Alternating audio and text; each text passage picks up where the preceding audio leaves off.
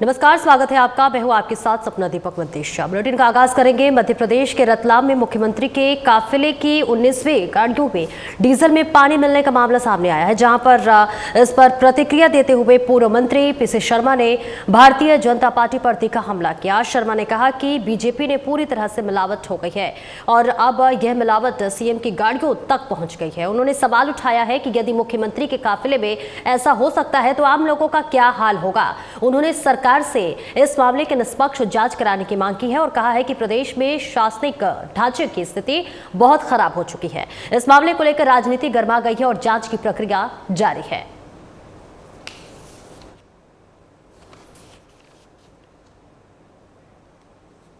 और देखिए तस्वीरें आपको दिखा रहे हैं और ये मामला देखिए लगातार इस वक्त उठता हुआ नजर आ रहा है, जहां पर मध्य प्रदेश के रतलाम में मुख्यमंत्री के काफिले की 19 गाड़ियों में डीजल में पानी की मिलने का मामला सामने आया था। इस पर लगातार सवाल उठाया जा रहा है। इस पर प्रतिक्रिया देते हुए पूर्व मंत्री पीसी शर्मा ने भी भारतीय जनता पार्टी पर तीखा हमला बोला है। उन्होंने कहा है कि बीजेपी में पूरी तरह से मिलावट हो चुकी है और मिलावट इस कदर बढ़ गया है कि अब ये गाड़ियों तक पहुंच चुकी है। जी हाँ, सीएम के गाड़ियों तक ये मिलावट पहुंच चुकी है। उन्होंने सवाल उठाया है कि यदि मुख्यमंत्री के काफिले में ऐसा हो सकता है तो फिर आप सोच सकते हैं कि आम लोगों का क्या हाल होगा। उन्होंने सरकार से इस मामले में निष्पक्ष जांच करने की मांग की है। कई तरह के सवाल उठाए हैं और कहा कि प्रदेश में प्रशासनिक ढांचे की स्थिति बेहद खराब हो चुकी है। इस मामले को लेकर राजनीति भी गर्मा गई है और लगातार सवाल भी उठाए जा रहे हैं। हालांकि जांच प्रक्रिया लगातार जारी है, लेकिन इस बीच गाड़ी में जो है डीजल की जगह पानी मिलने का जो मामला है लगातार तूल पकड़ता हुआ नजर आ रहा है। कि मुख्यमंत्री की गाड़ियों में 19 गाड़ियों में अगर डीजल में पानी मिल रहा है, एक्सीडेंट के चांस हैं, गाड़ियां खड़ी हो रही है। जब मुख्यमंत्री की गाड़ी में स्थिति तो फिर आम जनता क्या होगा? खाने की चीज़ों में, दवा में, ये इसका मतलब सब मिलावट हो रही। कांग्रेस की जब सरकार थी, सिलावट जी कमलनाथ जी की सरकार में मंत्री थे तो नारा था कि सिलावट दूर करेंगे मिलावट, लेकिन अब वो वहाँ पहुँच गए और मिलावट दूर हो रही। असल में पूरी बीजेपी में मिलावट हो गई है। आधे से ज़्यादा लोग तो वहाँ कांग्रेस के हैं, तो वहाँ जो वर्ग संघर्ष चल रहा है बीजेपी और कांग्रेस के नेताओं में आपस में, जो सर फुटबॉल चल रही है, तो ये इन सब चीज़ों पे ध्यान नहीं दे रहे। और ये मैं समझता हूँ कि ये मध्य प्रदेश की जनता को इस चीज़ को समझना चाहिए कि जब मुख्यमंत्री का यह हाल है तो आपका क्या होगा। और आने वाले समय में इन सब चीज़ों पर जनता संज्ञान लेगी और आने वाले चुनाव में इनको सबक सिखाएगी। बड़वानी जिले के संधवा के पास चुपघार के सियार का मौत हो गई है, जहां पर वन विभाग की टीम ने घटनास्थल पर पहुंचकर शव को बरामद कर लिया है और पशु चिकित्सालय में उसका परीक्षण करवाया। आपको बता दें कि पशु चिकित्सकों ने पोस्टमार्टम के बाद सियार के शव को सेंधवा के पास सालीकला स्थित जंगल में अधिकारियों की निगरानी में अंतिम संस्कार किया। वन विभाग के अनुसार यह सियार आमतौर पर गाँव के आसपास पाया जाता है। हालांकि बड़वानी जिले में पिछले कुछ महीनों से वन्य प्राणियों को लेकर एक भय का माहौल बना हुआ है। तो वहीं मई के महीने में 17 लोग घायल हुए थे, जिनमें से 6 की मौत हो गई थी। और इसके अलावा नागलबाड़ी, निवाली और सिलावत में पिछले 15 दिनों में लगभग 30 डॉग बाइट के मामले भी सामने आए हैं। और इन घटनाओं के बाद वन्य प्राणियों को लेकर अफवाहों का दौर लगातार जारी है।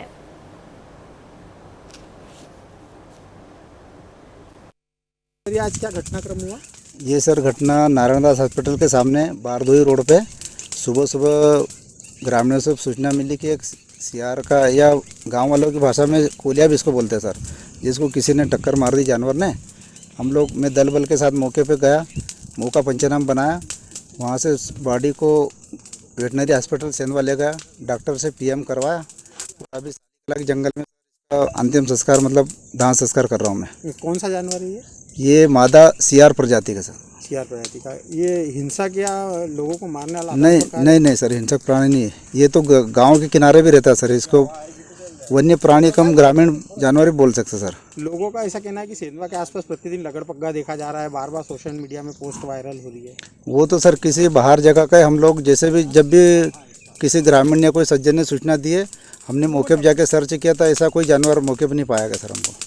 और सर इस मामले में क्या कहेंगे? लोगों का ऐसा कहना है कि लोगों के द्वारा मारा गया है, दुर्घटना नहीं है। नहीं सर, इसमें ऐसा कुछ नहीं। डॉक्टर से पीएम करवाया, उन्होंने पूरा चेकअप करा तो केवल सिर में चोट लगी है। गहरी चोट है, बाकी किसी शरीर के किसी भी अंग में कोई घाव नहीं मिला सर इसको। इसलिए कहा जा सकता है। हाँ, ये कोई घटना है और कोई अज्ञात वाहन की जोरदार टक्कर हुई है सर ये। और वहीं बीते दिनों तनु अहिरवार नाम की एक लड़की ने जो है सेटपुल से छलांग लगाकर अपनी जान दे दी। इस बीच लड़की जो है, आपको बताते चले कि गुसरान वार्ड सकल रोड की निवासी हैं। परिजनों ने बताया है कि लड़की लाइब्रेरी से निकली थी और जब घर नहीं पहुंची तो हम लोगों ने ढूंढना शुरू किया, जिसके बाद पुल पर तनु अहिरवार की चप्पल और स्कूटी खड़ी मिली। पुलिस के माध्यम से गोताखोर बुलाकर नदी में शव निकाला गया और जिसके बाद शव को पोस्टमार्टम के लिए जिला अस्पताल भेज दिया गया। मामले को संज्ञान में लेते हुए जांच कोतवाली पुलिस ने शुरू कर दी है। लाइब्रेरी के लिए निकली थी 8:30 बजे, नाश्ता करके लंच लेकर। रात्रि में? नहीं, सुबह निकलती थी, शाम जी। को 7-7:45 बजे आ जाती थी। अच्छा। कौन सा लाइब्रेरी के लिए? यहाँ आशीष हॉस्पिटल के पास में है लाइब्रेरी, वहाँ पे जाती थी। अच्छा। जी। तो ये 7 बजे तक नहीं पहुँची तो मौसी लोग आई, देखी जी। तो नहीं मिली तो फ़ोन लगाया तो हम लोग ढूंढने लगे। वहाँ से हमारे मामा जी के लड़के आ गए, राजेश भैया। कहाँ से? बगासपुर से। अच्छा। और यहाँ से हम पहुँच गए तो कुछ फुटेज वगैरह मोबाइल की वो लोकेशन निकाली तो दादा महाराज के यहाँ मोबाइल की लोकेशन दिखी। जी। तो ये रोड पे वहाँ से राजेश भैया आया, यहाँ से हम तो बेलखेड़ी में आके वो स्कूटी बीच पुल पे खड़ी थी। बीच पुल पे चप्पल और स्कूटी खड़ी थी। जी। भैया ने फ़ोन लगा के बताया, बोले स्कूटी यहाँ खड़ी है, जी। यहाँ आ जाओ। तो मैं सीधा वहाँ पहुँच गया। जी। अब वहाँ जाके देखा। जी। फिर डायल 100 वगैरह आ गई, यहाँ स्टेशन पुलिस पहुँची, थैनी पुलिस पहुँची। अच्छा। दोनों थानों की पुलिस पहुंच गई थी घटनास्थल पर? हाँ, घटनास्थल से पहुँची, जी। स्टेशन से, कोतवाली से, थैनी से। अच्छा। 4 लोग सब लोग पहुँचे। जी। फिर वहीं गांव के गोताखोरों को 2-3 लड़कों को बुलाया। जी हाँ, स्टेशन थाना अंतर्गत एक मर्ग कायम हुआ है, जिसमें 22 से 24 साल की एक युवती द्वारा आत्महत्या कारित कर ली गई। शेर नदी में के पास उनकी स्कूटी, बैग और मोबाइल वगैरह रिकवर हो गया है। क्योंकि मर्ग विवेचना जारी है, इसमें इसके और जो भी तथ्य आ रहे हैं उस पर विवेचना की जा रही है। अभी तक जो सूचना प्राप्त है, ये साकल रोड निवासी थे, कोतवाली थाना क्षेत्र अंतर्गत आता है और इनके परिवार को भी सूचित कर दिया गया है और इनके पिताजी आर्मी में हैं, जो कि भी बाहर हैं, उनको भी सूचित कर दिया गया है। और नरसिंहपुर जिला अस्पताल में एक युवती की धारदार हथियार से निर्मम हत्या कर दी गई। प्राप्त जानकारी के अनुसार युवती पर किसी ने अस्पताल परिसर में अचानक हमला किया, जिसके बाद उसकी मौके पर ही मौत हो गई। इस घटना के बाद अस्पताल परिसर में सनसनी फैल गई और लोग दहशत में आ गए, जहां पर सूचना मिलने पर पुलिस तत्काल मौके पर पहुंची और मामले की जाँच शुरू कर दी। पुलिस ने शव को कब्जे में लेकर पोस्टमार्टम के लिए भेज दिया है। हत्या के कारणों का फिलहाल खुलासा नहीं हो सका है, लेकिन पुलिस ने विभिन्न कोणों से जाँच शुरू कर दी है। मामले की गंभीरता को देखते हुए पुलिस मामले की जांच जल्द सुलझाने का दावा कर रही है।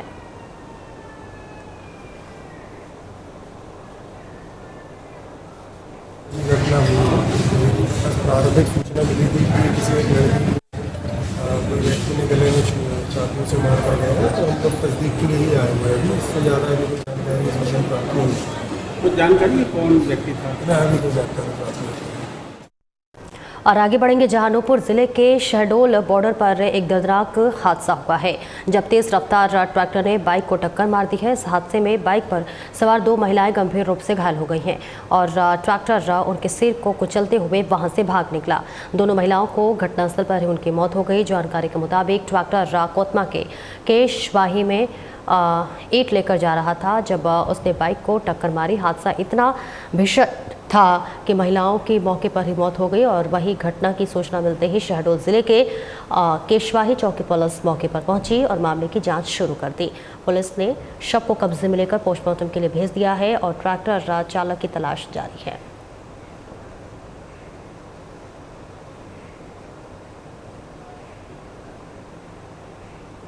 जीआरपी और आरपीएफ पुलिस ने ट्रेन में चोरी करने वाले एक शातिर चोर गिरोह के 3 सदस्यों को गिरफ्तार किया है। इनके पास से 1 दर्जन से अधिक मोबाइल जब्त किए गए हैं और उज्जैन जीआरपी और आरपीएफ पुलिस ने संयुक्त कार्रवाई करते हुए चलती ट्रेन से यात्रियों के मोबाइल चुराने वाले शातिर गिरोह के 3 सदस्यों को गिरफ्तार कर लिया है। इसमें देवास का रहने वाला एक हिस्ट्री शीटर बदमाश भी शामिल है, तो वहीं एक विदिशा और एक महाराष्ट्र का रहने वाला है। इनके पास से चोरी के 13 मोबाइल जब्त किए गए हैं, जिनकी कीमत करीब 1.5 लाख रुपए बताई जा रही है। जीआरपी थाना प्रभारी सोहन पाटीदार ने बताया है कि पकड़े गए बदमाश चलती ट्रेन में यात्रियों के मोबाइल चुराकर रात जंगल में उतर जाते थे। इन्होंने अधिकांश वारदात नर्मदा एक्सप्रेस और शांति एक्सप्रेस ट्रेन में करना स्वीकार किया है।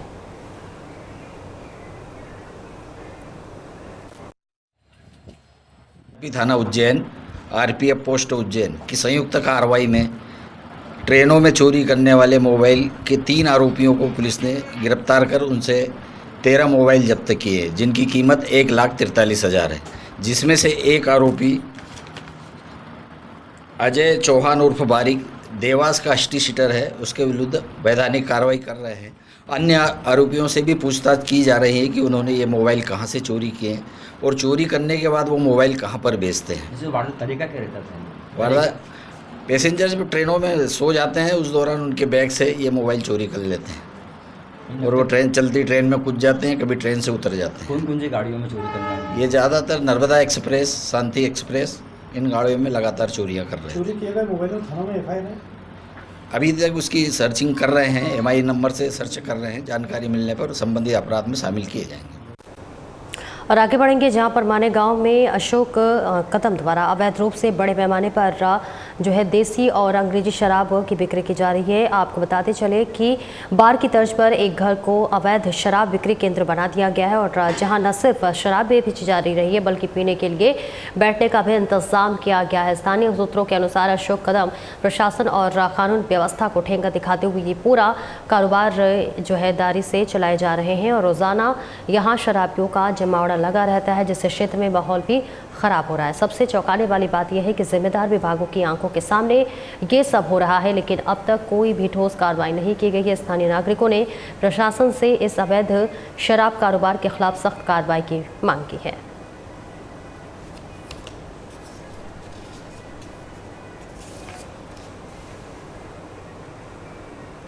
और वहीं केंद्रीय मंत्री शिवराज सिंह चौहान ने बताया है कि पूरी टीम एग्रीकल्चर आज सोयाबीन उत्पादन बढ़ाने, सोयाबीन के अनुसंधान को किसानों तक पहुंचाने और उन्नत कृषि पाने के लिए वो पूरी टीम के साथ किसानों से चर्चा कर सोयाबीन उत्पादन में देश को आत्मनिर्भर बनाने के लिए प्रयासरत है। शिवराज सिंह चौहान ने कहा है कि वैज्ञानिकों की लैब से अनुसंधान को किसानों की खेत तक पहुँचाना उनका उद्देश्य है, ताकि किसानों को फायदा हो सके।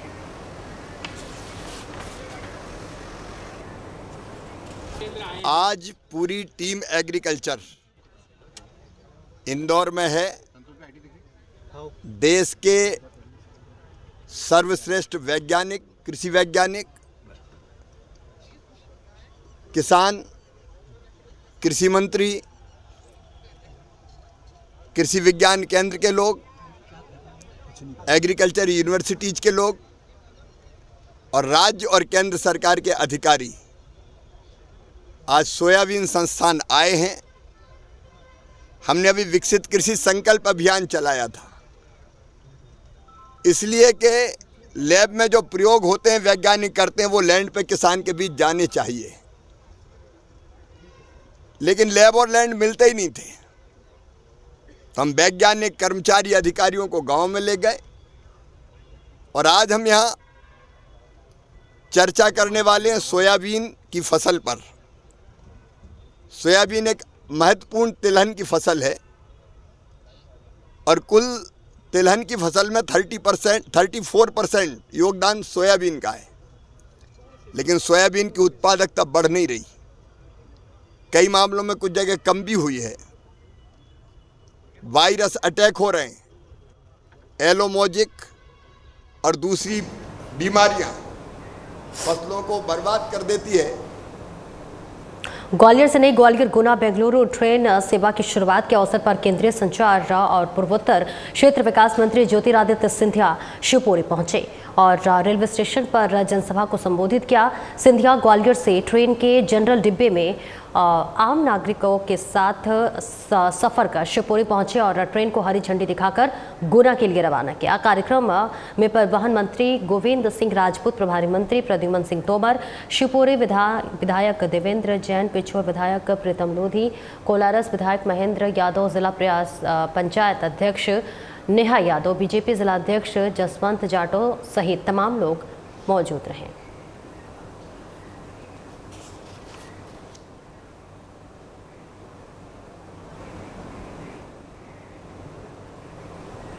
अनूपपुर जिले के पुष्पराजगढ़ ब्लॉक के कोहकापुर पंचायत में स्थित CM rice higher secondary school, प्राथमिक विद्यालय सहित हायर सेकेंडरी स्कूल और छात्रावासों के छात्र छात्राएं बरसात के मौसम में जान जोखिम में डालकर पढ़ाई करने को मजबूर हैं। सबसे दर्दनाक दृश्य जब देखने को मिलता है जब बच्चे अपने जूते चप्पल हाथ में थामे नंगे पांव कीचड़ भरे रास्तों से स्कूल की ओर बढ़ते हैं। उनकी स्कूल ड्रेस कीचड़ से सन जाती है, चेहरे पर डर और असहायता साफ झलकती है, लेकिन बिल्कुल कुछ भी कोई विकल्प नहीं है। बताते चले कि ये कोई नई समस्या नहीं है, पिछले कई वर्षों से छात्र छात्राएं इस रास्ते की बदहाली को झेल रहे हैं। सर, हम लोग हॉस्टल से आते हैं जब तो इतना कीचड़ रहता है सर कि हम लोग फिसल के गिर जाते हैं, लग भी जाता है। और जो गाड़ी नगते हैं सर, मतलब उनके वजह से इधर उधर उनका हिंडल होता है, क्योंकि कीचड़ में तो स्लिप तो करेगा ही गाड़ी, तो सर कभी कभी एक्सीडेंट भी हो जाता है सर बहुत लोगों का। और सर जैसे हम लोग डेली ड्रेस धुलते हैं वो सूख भी नहीं पाता है, शूज भी हम लोगों को उतार के इधर लाना पड़ता है और वहाँ जाके पैर धुल के फिर से शूज पहनना पड़ता है। सर कई प्रकार की समस्याओं का सामना करना पड़ रहा है। जैसे हमारे स्कूल में बस चल रही है तो बस भी जा नहीं पा रही है, बहुत सारी दिक्कतें होती है। और स्कूल जो बच्चे आते हैं हॉस्टल वालों को बहुत परेशानी होती है कीचड़ की वजह से। आप लोग अभी शूज हाथ में रखे हुए क्यों? सर कीचड़ की वजह से, जैसे हम स्कूल में जाते हैं तो पैर धुल के फिर से शूज पहन लेते हैं। सर मुझे यहाँ आए हुए 8-9 साल हो गया है। मैं मॉडल स्कूल से टीचर हूँ और यहाँ पे कीचड़ का बहुत सारी ज़्यादा समस्या है, बच्चों की भी समस्या है, टीचरों की भी समस्या है। गाड़ी अभी बसें चल रही हैं तो बस को निकलने के लिए भी प्रॉब्लम हो रही है और रास्ते भी बहुत छोटे हुए हैं, कीचड़ बहुत ज़्यादा होता है। बारिश में तो सबसे ज़्यादा पानी तो यहीं पे है अपने यहाँ, और मिट्टी यहाँ पे जो है चिकनी मिट्टी है, तो जिससे बच्चों को भी परेशानी होती है आने में, टीचरों को भी होती है। बच्चे अध्ययनरत हैं और फिलहाल यहाँ हमको कीचड़ की बहुत समस्या का सामना करना पड़ रहा है। विगत 2 वर्ष से है। पिछले साल भी बरसात के समय ये समस्या आई थी, तो फिर आदरणीय एसडीएम साहब से तथा ठेकेदार से निवेदन करके उस समस्या का समाधान किया गया था मिट्टी डलवा करके। और इस वर्ष जैसे बरसात चालू हुई है फिर वो समस्या आ गई है सर। जी हमारे विद्यालय खुद एक छात्रावास संचालित है सर, एक छात्रावास संचालित है, तो वहाँ 100 सीट है, तो वहाँ के बच्चे यहीं आते हैं सर, तो बीच में कीचड़ होती है तो उनको बहुत समस्या का सामना करना पड़ता है। और उज्जैन के जिला न्यायालय में जघन्य हत्या के एक मामले में आज एक महत्वपूर्ण फैसला सुनाया गया है। प्रधान जिला एवं सत्र न्यायालय ने आरोपी को हत्या का दोषी मानते हुए मृत्युदंड की सजा सुनाई है।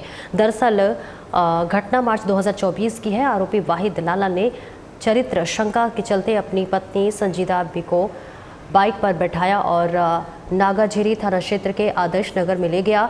वहां उसने पत्नी संजीदा की गोली मारकर निर्मम हत्या कर दी। उसे शक था कि पत्नी किसी और से संबंध में है और वाहिद पर पूर्व में भी हत्या के 2 आरोप थे, इसलिए पुलिस ने इस अपराध को जघन्य मानते हुए चिन्हित अपराधों की श्रेणी में देखा और इसी के साथ साथ सबूत और गवाहों को तत्काल पेश कर 8 महीने की पैरवी के भीतर फैसला सुनवाया। घटनाक्रम ये था कि आरोपी वहीद लाला अपनी स्वयं की पत्नी को अपनी मोटरसाइकिल पर बिठाकर जो है गुड्डू जो है जिस पे वो शक करता था, गुड्डू वसीम गुड्डू नाम था उसका, उस पर वो शक करता था, उसके घर पर लेकर गया और उसने कहा कि बाहर आ गुड्डू, ऐसी आवाज़ लगी। और जैसे ही उसके घर वाले बाहर आए उसी समय उसने अपनी पिस्तौल निकालकर और उस पत्नी को उसकी पत्नी को वहीं 3 गोली मार दी और वहीं ढेर हो गई। और जैसे वो गिरी और उसको छोड़कर इसी हाल में वो भाग गई वहाँ से। उसके बाद उसकी मृत्यु हो गई। क्या फैसला सुनाया? फैसला न्यायालय द्वारा केस की परिस्थिति को देखते हुए साक्ष्य के आधार पर जो अभियोजन द्वारा साक्ष्य प्रस्तुत की गई थी उसका विश्लेषण परीक्षण करने के बाद न्यायालय द्वारा इस बात को माना है कि ये निश्चित रूप से बहुत गंभीर अपराध है और समाज में इस तरह के अपराध को देखते हुए रेयर केस में माना है न्यायालय ने और उसको फांसी की सज़ा दी है। थाना नागजरी में करीब पिछले 1 साल पहले वाहिद लाला ने अपनी पत्नी की गोली मारकर हत्या की थी। वाहिद लाला के ऊपर पूर्व में भी 2 हत्या के अपराध पंजीकृत हुए जिसमें इसने दबाव बनाकर दोषमुक्त हुआ है। इसको हमने, जैसा आप लोगों को बताया कि चिन्हित अपराधों में हमने इस साल करीब 80% मामलों में सज़ा कराई है। 17 मामलों में फैसला हुआ है जिसमें से 14 मामलों में हम ऑलरेडी सज़ा करा सकते हैं।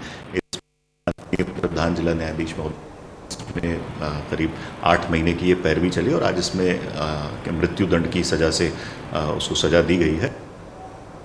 और ज़िले से करीब 10 किलोमीटर दूर स्थित ग्राम जो है किद्री में एक दिल दहला देने वाला हादसा सामने आया है। गांव के पास बहने वाले नाले में अचानक आई बाढ़ की चपेट में आकर 2 मासूम बच्चे बह गए हैं। बताया जा रहा है कि यशवंत भारती और देवेश यादव, जिनकी उम्र करीब 4 से 5 वर्ष थी, आंगनबाड़ी में पढ़ते ही और पानी के बढ़ते बहाव को देखने के लिए नाले के पास पहुंचे थे और इसी दौरान उनका पैर फिसल गया और वे तेज़ धार में बह गए। जहां घटना की सूचना मिलते ही प्रशासन सक्रिय हुआ और एसडीआरएफ की टीम मौके पर पहुंचकर रवाना उसे किया गया और कल देर शाम टीम ने एक बच्चे का शव बरामद कर लिया था, जबकि दूसरे बच्चे का शव आज सुबह मिल गया है। ग्राम किंदरी के 2 बच्चे, जिनका एक का नाम देवेश यादव और दूसरा यशवंत भारती है, दोनों 4 से 5 साल के बच्चे हैं। ये बरसात अत्यधिक होने के कारण वहाँ पर किंदरी नाला ये लोग पानी देखने गए थे। वहाँ अचानक से इनका पैर फिसलने के कारण ये पानी में डूब गए थे। आज इन दोनों के एक बच्चे का शव आज और एक बच्चे का शव कल वहाँ बरामद हो गया है। दोनों में पंचनामा पोस्टमार्टम की कार्रवाई की जा रही है। लगभग शाम के 4:30 बजे सूचना प्राप्त हुई कि किंदरी नाला में 2 बच्चे बह गए हुए हैं। सूचना प्राप्त हुई, यहाँ से प्राप्त होते ही हमारे यहाँ होमगार्ड तथा एसडीआरएफ की टीम रवाना हुई और वहाँ पर हम लोगों ने सर्चिंग कार्रवाई शुरू की। जानकारी अनुसार वहाँ पर 2 बच्चे जो आंगनबाड़ी से पढ़कर आ रहे थे, एक 4 वर्षीय बच्चा था और एक 5 वर्षीय बच्चा है। ये दोनों नाले में बाढ़ के पानी में बह चुके। परसों हम लोगों ने सर्चिंग की, रात के लगभग 7 साढ़े 7 बजे तक हम लोगों ने सर्चिंग की। अंधेरा होने के कारण सर्चिंग कार्रवाई रोक दी गई। पुनः कल सुबह हमारी टीम वहाँ पर रवाना हुई और लगभग 24 घंटे पश्चात सर्चिंग करते हुए शाम के लगभग 4 साढ़े 4 बजे वहाँ पर हमें एक 5 वर्षीय बालक की बॉडी मिली, जिसका नाम देवेश यादव था। और दूसरे बच्चे की भी सर्चिंग हम लोगों ने किया कल शाम तक के, परंतु अंधेरा होने के कारण पुनः हमें अपनी सर्चिंग कार्रवाई रोकनी पड़ी।